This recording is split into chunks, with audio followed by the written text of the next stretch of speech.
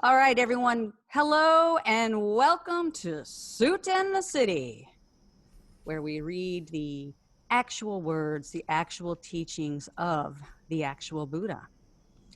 And we reread these teachings in order to incorporate them into our lives, to absorb their wisdom, and to enrich our Buddhist practice. And as Stephen says, we have quite the sutta for you tonight. But before I even get into, or before we get into it, Stephen has a poem that he would like to share with us. And I'm going to share the screen so that y'all can see it. It's a beautiful poem. It's very short. It's very short. And Just a phrase. I will say, as I love to say, as I want to say, brevity is the soul of wit. I also would say that this is a very Stephen Sass poem. You'll see what Sappho-esque. Yes. So we've been talking about ancient female poets, and one of the most ancient female poets is actually from Greece, and that would be Sappho. And unfortunately, although we know that she was a rather prolific poet, we only have bits and pieces of her poetry, sadly. And so that might be giving us a kind of rather skewed impression of what her poetry was actually like. Maybe perhaps a bit like the ancient Greek statues that are all white today, but we know that in fact they were all highly colored in their day. But anyway, speaking of ancient female poets, we decided that this translation by Anne Carson might be apropos because, as we know, that the moon is a very important image in Buddhist literature. And so we have stars around the beautiful moon hide back her luminous form. Whenever all full she shines on the earth silvery. And I would also ask you to forgive my typos. When we put this up on the site, there will be no typos. But yes, it is beautiful. And how this relates to our study today, as Stephen says, Sappho is one of the oldest known female poets, and we are studying also some of the oldest known female poets. The difference between Sappho and our poets is our poets were fully enlightened beings taught by none other than the Buddha. I don't know, about Sappho's spiritual attainments, but we do know about these women's spiritual attainments. And we read, let's see, who did we read last time? Who did we read? We read the Alavika and Soma.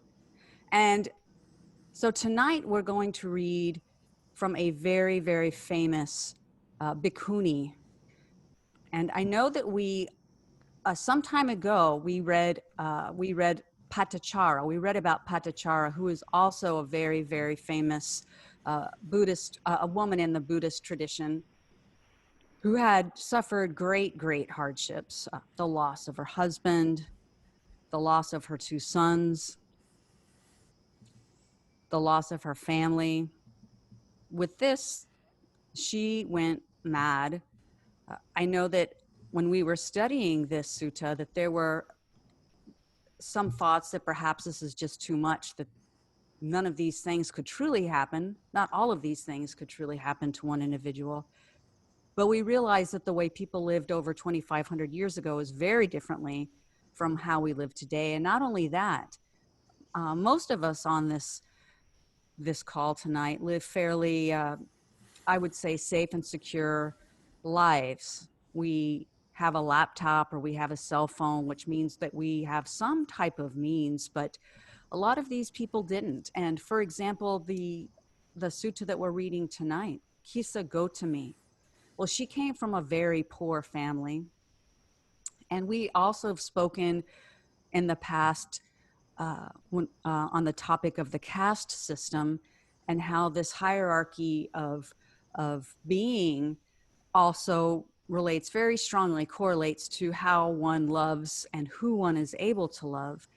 Now, again, let's not make the mistake that that only, you know, in ancient India or even current day India do we have a caste system. Well, we see even today in our various countries that those who are wealthy tend to marry others of wealth. It's just common. And even more so back in the day. So as I said, Gotami came from a very poor family, and she fell in love, but her husband's family, they weren't too keen on her at all, and they put her down a lot. They were very mean, very unkind to her. And there was one thing that she was able to do that helped to gain their approval. And for those of you who've read the sutta, you already know what that is. But for those of you who haven't, we're about to find out. We'll also see a very striking reversal of fortunes in this sutta, which illustrates the importance of embracing and acknowledging the eight worldly winds and impermanence. These are facts of life that we simply cannot avoid. And we would like to ask for volunteers to read. If you did not read last week, let's start with those who didn't read last week. If you didn't read last week and would like to read tonight, please raise your hand by clicking on the participants button, hovering over your name, and clicking to raise your hand to read. The first person who would read, we would ask you to begin at the very beginning and to read through this first verse. So, okay, we have Brahmin Levy and SK Oi. Would you like to read as well? And did I say your name properly? Okay, one more thing. If you're muted, which all of you are, please make sure to unmute yourselves. SK, would you like to start off reading? Can you hear me? Yes. Okay. Starting from which page? Gotami, is it? Yes. Okay, let me read. At Savatthi, then in the morning, the Bhikkhuni Kisagotami, dressed and taking bowl and robe, entered Savatthi for alms. When she had walked for alms in Savatthi and had returned from her alms ground, after her meal, she went to the blind man's grove for the day's abiding. Having plunged into the blind man's grove, she sat down at the foot of a tree for the day's abiding. Then Mara, the evil one, desiring to arouse fear, trepidation, and terror in the Bhikkhuni Kisagotami, desiring to make her fall away from concentration, approached her and addressed her in verse. Why now, when your son is dead, do you sit alone with tearful face? Having entered the woods all alone, are you on the lookout for a man? Thank Then you. it occurred to the Thank you. Bhikkhuni Thank you. Kisagotami. That's a great place. Okay. Thank you so much, SK. So yes, as I'd mentioned, Gotami had a son. And as you can see here with Mara, her son has passed away. And he's mocking her. So Brahmin Levy, would you please read from here to the end of 527 there? Sure. Then it occurred to the Bhikkhuni Kisagotami. Now, who is this that recited the verse? A human being or a non-human being? Then it occurred to her, this is Mara, the evil one, who has recited the verse, desiring to arouse fear, trepidation, and terror in me, desiring to make me fall away from concentration. Then the Bhikkhuni Kisagotami, having understood this is Mara, the evil one, replied to him in verses. I've gotten past the death of sons. With this, the search for men has ended. I do not sorrow, I do not weep, nor do I fear you, friend. Delight everywhere has been destroyed. The mass of darkness has been sundered. Having conquered the army of death, I dwell without defiling taints. Thank you so much. Mhm.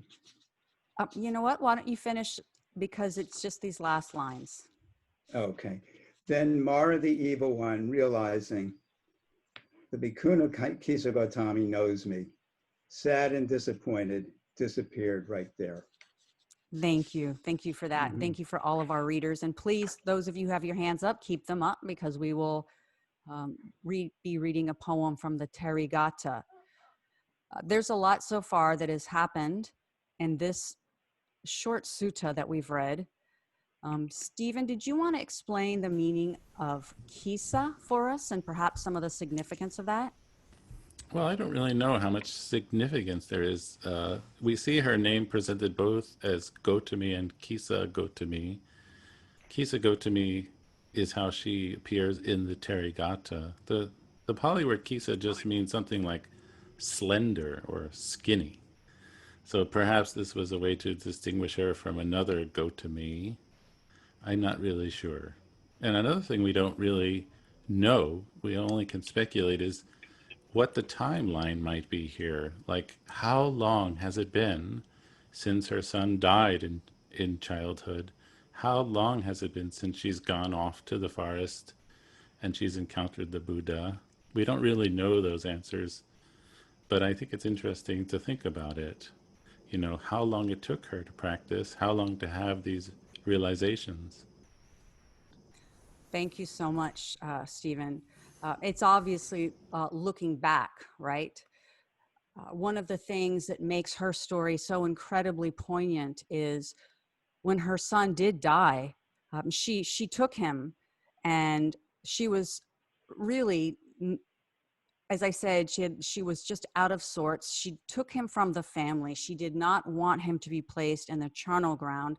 And please remember, the charnel ground is simply where the bodies were laid, and they would, well, it sounds kind of crude, but they were open to the elements, the rain, the wind, the hot sun. So they didn't fare too well. It's not like our sanitized funerals that we tend to have, especially here in the West. And there were also wild animals, perhaps wild dogs, and she couldn't bear that fate. So she took her child and passed away child and ran off with him.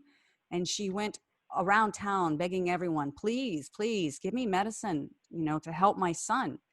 And of course they thought, oh my God, she's mad. There's nothing I can give you that is going to help your son. And she went to the Buddha finally and said, please help me, please help me make my son better. Give me some medicine. And so he said to her, go to a house and ask for a mustard seed, which was a very common spice. And take a mustard seed from a family that has not had a death in the family, and I will be able to make you medicine for your son. But of course, she went all around town, and as soon as she got to the part, they'd be like, sure, here's some mustard for you, mustard seed. And then she would say, have you had a death in your family? Well, and then they would say, yes, we have. And she's like, I can't use this. This is not any good. And finally, after going house after house after house, she realized there was going to be no medicine for her son, and that, yes, death is a universal experience, and even for her. And I don't know how many of you have had loved ones died, but I know in my own experience, when my father passed away, my first thought was, this can't be real. This is a tragedy of gigantic proportions, and the world has to stop now. We have to all just stop and recognize this great passage of this amazing being. And it's almost sometimes too big to comprehend. And this is what she was going through. And so with that backstory, and having read that sutta, I think it would be really nice to read her actual poem from the Therigatha. And remember, we are using two texts, one from the Samyutta Nikaya, and then we're using in parallel the actual poems of these actual characters from the Therigatha. And so here we are. We have 3 volunteers. And this is her speaking of how much the Buddha helped her. So I think how many, I don't really have the exact number, but 223. I think if we take 3 stanzas each, starting with Sierra. Okay.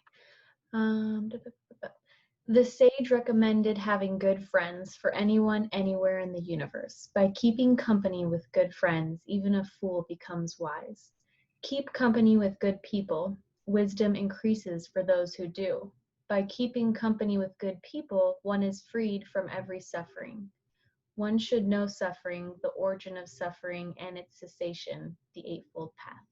Thank you so much, Sierra. And now we have a female deity that is about to speak. Ken, would you speak in the voice of the female deity? 3 stanzas, please. Being a woman is suffering. That has been shown by the Buddha, the tamer of those to be tamed. Sharing a husband with another wife is suffering to some, while for others, having a baby just once is more than enough suffering. Some women cut their throats, others take poison, some die in pregnancy, and then both mother and child experience miseries. About to deliver, while on the way, I found my husband dead, right there on the road. Right there on the road, I gave birth before I reached home. Thank you so much, Ken. So we started off with Kisagotami speaking, and then the female deity speaking about what it is, the experience, the female experience. And now we have Kisagotami speaking about the dangers of being a woman by telling the story of Patichara. And this is the woman who lost her husband, who lost her 2 children, who left her family without their permission. And when she had nowhere else to go, she went to stay with her family. And they too had died. And she's evoking her memory here. Okay, thank you very much for that, Ken. Linda Rose.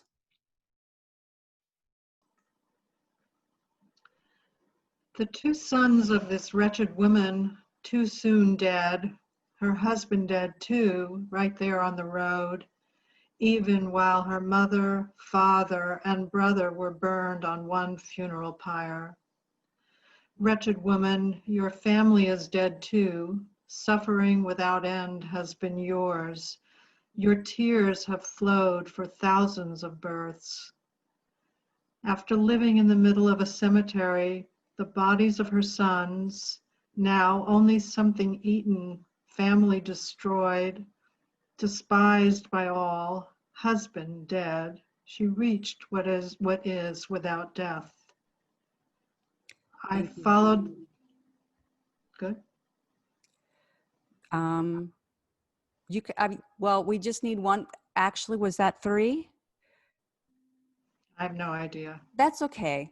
We don't seem to have any other volunteers. So if you finish the reading, that would be great, Linda Rose. I followed the noble eightfold path that goes to that which is without death. Nibbana is known as firsthand. I have seen myself in the mirror of the Dhamma. Now I am someone with depravities, darts cut out, with burden laid down, who has done what needs to be done. The nun, Kisagotami, her mind freed, said this. Thank you so much, Linda Rose, and for everyone who read. Wow. Yeah. Wow. Wow is right. I don't know. It just is. It's really, really is profoundly poignant, quite painful, and an amazing story. I have to say, I have to wonder, coming from the arts world where suffering is often sort of prized in a way, that the question arises immediately in my mind, how much does one need to suffer to see suffering? You know, I have to wonder, if we lead rather comfortable lives, will we really see the nature of samsara as it really is? But there seems to be a spectrum here. I mean, how low do we have to go to hit bottom, so to speak? I don't like to think that we do have to reach these extraordinary depths of suffering that Kisagotami endured, because that would seem so unkind to all of us. But certainly her experiences were directly related to her realizations about the nature of the way things are. And I think it's a very powerful kind of reflection. It is indeed. I know that, for me, dukkha is something to be seen, to be experienced, to be understood.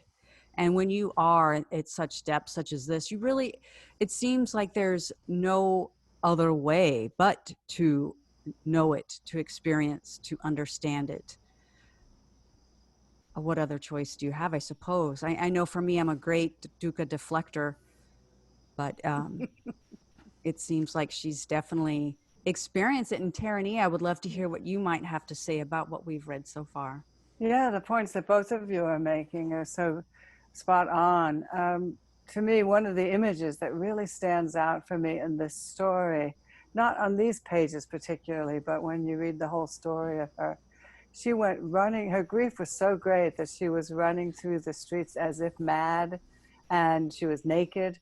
And that speaks to what Stephen's saying, I think, and you too, Gina, that we have to get awfully raw, maybe symbolically. I don't think literally you have to go running through the streets, pulling your hair out and naked, but that there has to be a fearlessness in our willingness to turn towards dukkha instead of deflecting the attention away from it. And I don't know about you, but that was sort of hard, is being hard won for me. It's just everything at an instinctive level says, get away. And so you literally have to take on your biology, I think, to position ourselves for insight into dukkha. I think it's a great point. I think it's instinctive for us to shield ourselves and our loved ones from suffering. We want to protect people.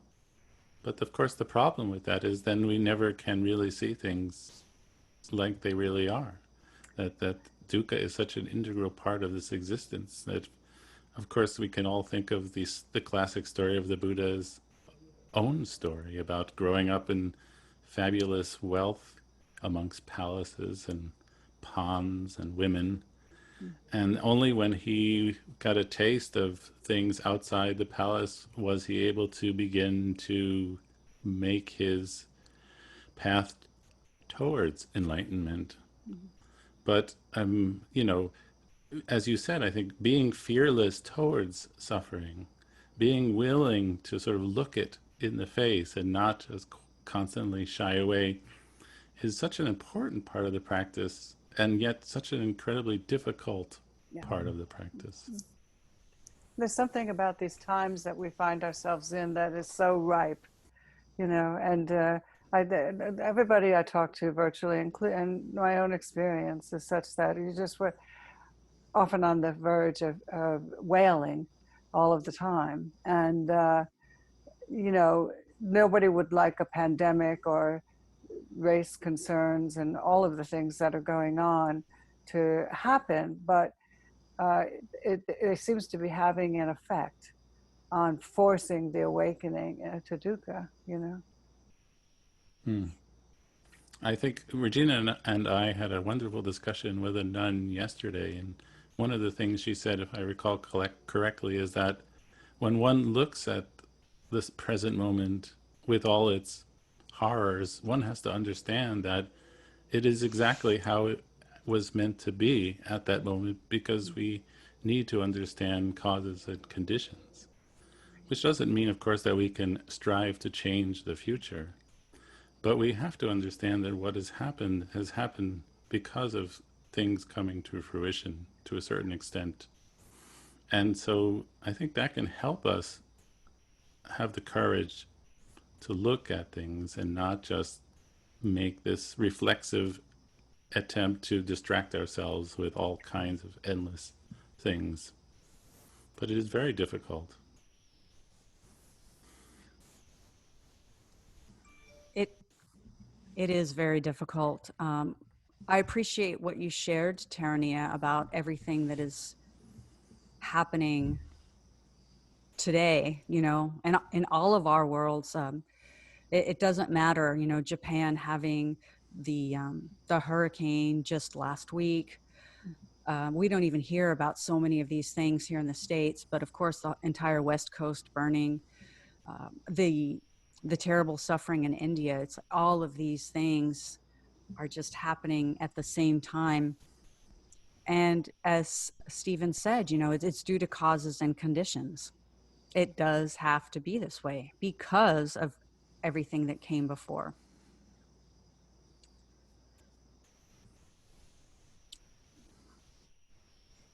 We have a hand up, Catherine. Yes, Regina. No, I just want to comment that I like the two paragraphs beginning to number 213 and 214, saying that having good friendship, companionship, I think this is very important. Thank you so much. I'm sorry. You, probably you can comment on one, having good companionship for the whole life. Yes, it's an excellent point. And of Because course, there's we know one that. sutta in, I suppose it's in Samyutta Nikaya. That one, huh? The good companionship. I'm sorry, we can't clearly hear you fully, but I think what you might be referring to is when the Buddha spoke to Venerable Ananda about good friends, Yeah, that's the one. and he talked about how important it was to have kalyana mitta, good spiritual friends, and he said the Buddha said that he told Ananda that it was the whole of the spiritual life, and he stressed the importance. Yes. And so I think that's so important because, you know, most of us are not as fortunate as, in a sense, Kisagotami with all her tragedies. But of course, she had that supreme good fortune of having the Buddha himself as a teacher. And so we're not that lucky. But it is so important for us to cultivate our good friends, our spiritual friends, to help us understand how to go about our lives, because it's extremely difficult to be reflective when you're alone and understand what we're really doing. And it's really important for somebody like Regina to say to me, dude, you've just gone completely off the rails. You have no idea what you're talking about. Are you kidding? Because I can get all wrapped up in my mind and get completely confused. And I admit that this happens to me, and I need people to help me. I admit that. And so, yes, it's very important. And thank you for bringing up that point. Yeah, thank you. I think there's a verse, I believe it's from the Dhammapada, and I hope I don't kill it, but I just love it because it says something like, when you keep the company of good people, one becomes better, never worse. Mm-hmm. I just love that. It is, yeah, it is great. You know, people have a profound influence on us. Yeah. And I mean, we've all experienced it. Even, you know, if maybe some of us might have those friends who kind of always see the negative side of things. I kind of tend to be that way, but they kind of always see the spot that needs fixing or something that's not right. And it kind of can be a bummer. It can be a downer. And then we've perhaps had those friends who are always cheery or happy or look on the bright side. And that can also be like a bummer. Just kidding. That can also be very, very can be inspiring to be around people who always see the possibilities. So I love that the Buddha says this and speaks to the importance of being around people who can bring us up and help us have these particular insights that are so important. Regina, as a woman, I have to ask you, when the female deity speaks and she starts off but the line, being a woman is suffering. How do you take that? I mean, does that mean being a woman is more suffering than being not a woman? Or is it just saying life sucks? I mean, how did you feel when you heard that? Well, the way I felt was right on, sister. So that's how I felt, was like, yeah, she's talking my language. I don't know what it's like to be a man, but I do think that in many respects, um, there, I don't want to get into like any type of trouble here, but there is a lot of suffering in being a woman. There just is, in terms of biology, what we go through. Even, studies have pointed to the puberty, the experience of puberty. It tends to have negative mental effects on girls, but actually very positive effects on boys. They get that testosterone, they get that rush of energy, they feel strong, they're getting bigger, whereas girls, I don't know, tend to be more inward and shy and embarrassed about what's happening with their bodies. So I think there are a lot of difficulties, and giving birth, my God. I mean, can you imagine that? It's suffering. Yep. It And doesn't sound like a picnic to me. it doesn't sound like a picnic. And then, of course, this is just the physicality of being a female, but then you have like the way that societies are built. So, for example, when a man's like, well, I'm going to have a couple of wives, that's great for him in many ways, right? But if you're the first wife and you really love your husband, and then you see all these, I'm assuming, younger wives come on board, it's got to be really just terrible. So it's just something that a woman would have to accept in this situation. And I don't want to get too into it, but this women cutting their throats or taking poison or dying in pregnancy, this is still happening today. So I think so. I think it's suffering. I think there's a special suffering to it. I'm sure men have theirs as well. Tierney, did you want to add anything to that, being a woman? No, nothing to add. You said it very well. Thank you so much. I was thinking of the curse, Right. Mm. Something we all have to go through. But I would say just one thing, that even though we might say that this verse is talking about how women have sort of certain strikes against them, I think one of the nice things about this poetry and this whole collection of poetry is to show us that women are full-fledged participants in this path. Yeah. That there are incredibly great success stories that we are reading about. That, yes, being a woman is suffering, but that does not mean being a woman means you're going to just hope for a male rebirth. And so I think that's an incredible point to keep in mind as we read poetry over 2,000 years old. The kind of incredible affirmation of women by the very existence of this body of poetry. Yes. Thank you for that. I'm wondering if others may have questions about this sutta that we've read, or perhaps some insights. It'd be interesting to hear what some of you, I see that we do have some hands raised. We have Brahman Levy, Linda Rose, and I didn't know if Catherine, I think Yeah, Catherine. yeah. Okay. So Yeah, Brahman. yeah. I want to say Oh, something. okay. We Chinese believes that okay, Chinese can I okay Chinese believes that we are born female is all because of our karma not so good. That's why born as a female. If our marriage, if our karma is better, we will be born as a male. Yeah, I don't know if the Buddha ever said that being born female was due to poor karma. Have you heard of that one, Stephen or Terania? I don't recall that.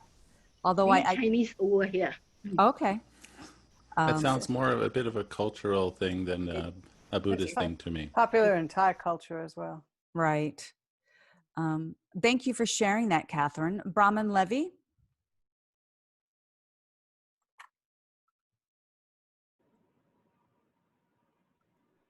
You'd have to unmute yourself.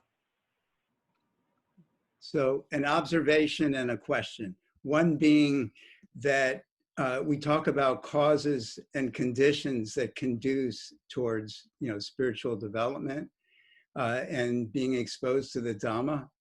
And these women are absolutely remarkable in that yes, they suffered, but then they prevailed. And so that to me is absolutely remarkable. And then the question is, since there clearly were enlightened students, female students of the Buddha from the very beginning, how did we evolve to a situation now where, certain parts of our own lineage and then other lineages still don't recognize that a woman can be fully enlightened? I don't get that. I don't understand how that evolution took place. Perhaps it's not very evolutionary. Perhaps it's a retrograde kind of thing. Yeah. I would agree with that. I would agree with that. So next we have Linda Rose, who has her hand up. Yeah, well, I was curious about the female deity. Very happy to see the appearance of a female deity, but I'm wondering if you can say anything about that. Just that there even were female deities, which seems pretty remarkable. Stephen, I'm going to throw that one to you. Well, I don't know that much about devas personally, but although it does seem that their genders are perhaps more subtle than ours, and it's said that those beings in sort of these more celestial realms are not born from the womb. They sort of appear. They sort of become manifest in these places. But there does seem to be a gender. They seem to be gendered. And so, yes, we do see that there are male and female deities, yes. Sue-Ann, did you have a question? No, I was going to just make a comment that I can't remember whether it was Soma or one of the women that we read the other night retorted to Mara, what difference does it make if I'm a woman or a man or whatever, And I think that's the point. I think that I agree, believe me, Regina, with everything you said about women suffering, and I just think that actually, we have to, maybe the rest of the world isn't rising above it, but if we want to be enlightened, I think we have to rise above that, gender thing. I really, really do. I think it was Soma that said it. I might be wrong. What was the other woman's poetry that we read last? Just the other. Now my memory's getting bad, but I'm sure you remember that verse where she said, what difference if I'm a woman or if I'm a man, that I can do this. I think if you face your fears, that's the point, that we have to face. Of course, we all want to deflect. We all want to do that. We would like to live a happy life, but what's going on at this moment, as you said, that nun said the other day, who can possibly look away? Who could possibly look away with what's going on in this country and in every country in the world? So I think we have to face our fears, and the gender doesn't matter. Yes, thank you. I think we should take a quick look again at that verse. Right. If Regina can call up and share her screen one more time. Sure. I have it right here. You give me just a moment. Share screen. And so it was very interesting. I think, in fact, Jerry made some very interesting comments about it. I think it was in Soma, in the Therigatha. Yes. Oh, here it is, 524. It's on 523. Yeah, on 524. One to whom it might occur, I'm a woman, or I'm a man, or I'm anything at all. And so I think, as Jerry made the excellent point, that this idea of I making, or seeing oneself as a solid I, is the big problem. It's a giant obstacle. And so to identify as almost any kind of thing like that is a giant mistake. And as she says, it's one fit for Mara to address. So thank you very much, Sue Ann, for making that point. That was very good. And Yes. maybe we Too. can Thank you. maybe we can segue to Jerry because he's the one that kind of brought that up last time.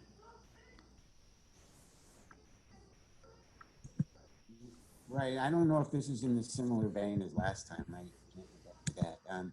But correct me, please, if I'm wrong. But I have a tendency to go overboard that suffering is not self-induced, but suffering comes from the I-making, from the lack of acceptance of impermanence, from not living in the world as it really is. So and it's easier for me to say this because it will never happen for me, but I understand that birth is painful, probably for the creature being born, but clearly for the mother giving birth. But isn't birth, for those who get through it, an absolutely wonderful experience? I mean, in other words, there's a difference between suffering and pain and discomfort of existence. And the only support I see is at 223. It says, now I am someone with depravities, meaning possessive, darts cut out. So there's darts here. That's the type of suffering that I think the Dharma is about, that we can decrease or eliminate the suffering that come from our darts. The rest is just part of existence, right? Well, certainly I would answer that dukkha is structural to existence, and dukkha takes on many forms, starting with just pain, bodily pain. I don't think anyone would say that bodily pain is a fun thing to endure. It's certainly unpleasant. It's certainly a type of dukkha. There are certainly more metaphysical, one might say, types of dukkha, but it's just a whole package, perhaps. We know that mothers go into deep depressions after their child are born. I mean, it's not all roses. There's all kinds of ways to suffer, and I think we can maybe say that suffering is limitless. Well, but there are people who use meditation, mindfulness, and the Dharma to manage their, quote, chronic pain so that it isn't suffering, it's just part of their passing existence. So that I'm not saying that I'm shooting for a world where I'm always happy. No, I'm shooting for a world personally where I accept that existence isn't easy for anybody, and that it's the suffering that I bring on that I have control, that ultimately I don't seem to have any control over it, but theoretically I could have control over that. Right. That's that second dart, Jerry, that I believe you're speaking of. There's the first dart that's inevitable, but then that second dart, that's the one that's really the suffering that we bring on. So thank you for that. And I think, Sierra, did you have your hand up? Yeah, I don't know if it's even really worth putting out there, but I was just going to say that just in regards to how we discussed how suffering is kind of a lot of times the causation for coming onto the path, and knowing that it's a normal thing. I know because I've been dealing with some health issues for the past year, and at first it was just like, what? Why is this happening to me? Like, I've been so healthy and blah, blah, blah. You know, the victim mentality and resisting everything. And I think just getting on this practice, that forced me to get on this practice, and it forced me to see, it basically forced me to not be able to use my distractions, which I would use before, because I physically couldn't, or because this or that, whatever the situation it had put me in, my illness. But I'm pretty grateful for it now, because I was able to use that. That kind of shoved me out and kind of jolted me out of where I was in my kind of stagnicity of just not really going anywhere, but being like, oh, I should be more onto a path and doing something that really gives me fulfillment, but being like, oh, no, I'll do it later. And this kind of shoved me towards that. So it's nice even now when I think of suffering, of at least this has some kind of purpose into helping me grow. So at least there's some kind of point in it, instead of just needless suffering of me just going around and around. Well, thank you. Thank you for Yes. sharing that. And it's so nice that to hear that we can, in fact, learn to look at our situation with wisdom, with correct wisdom. And I think what you're describing is that very thing where we understand that we can see things differently than we are currently and move further along the path that the Buddha has taught us. So thank you.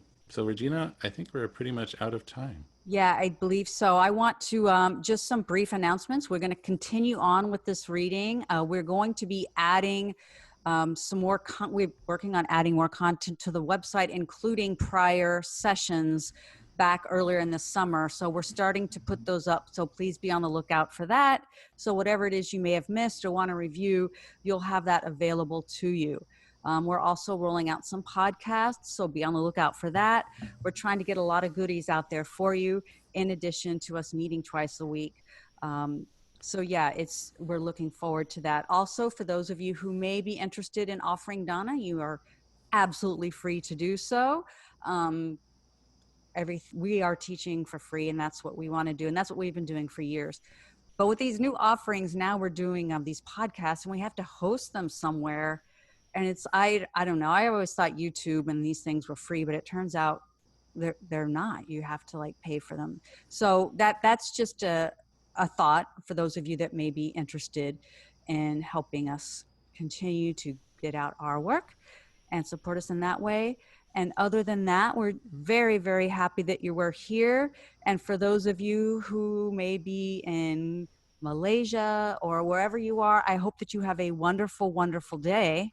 And thank you for starting your day in such a beautiful way with sharing the Dharma. It's so inspiring. And those of you where it's evening time, I hope you have a lovely Sunday evening and a great start to your week beginning on Monday. You are all amazing. I appreciate you all for your honest sharing. It's so inspiring to me. And I love seeing your faces.